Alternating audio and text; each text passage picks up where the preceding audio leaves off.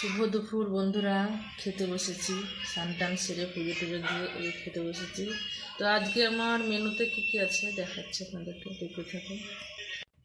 তো আমার আছে ভাত আর এই যে শাক, কলমির শাক ভাজা, এখানে দুটো কাঁচা লঙ্কা, এখানে আছে আমার চুনো মাছের ঝাল, আর এটা আছে এই যে ডালের বড়া, ছোলার ডালের বড়া, চিংড়ি মাছ দিয়ে, চিংড়ি মাছ, আলু আর টমেটো দিয়ে ঝালটক রান্না। তো এই হচ্ছে আমার মেনু আজকের। আর এইটা হচ্ছে আমার ফেভারিট তরকারি, মানে ভীষণ ভালোবাসি আমি এটাকে।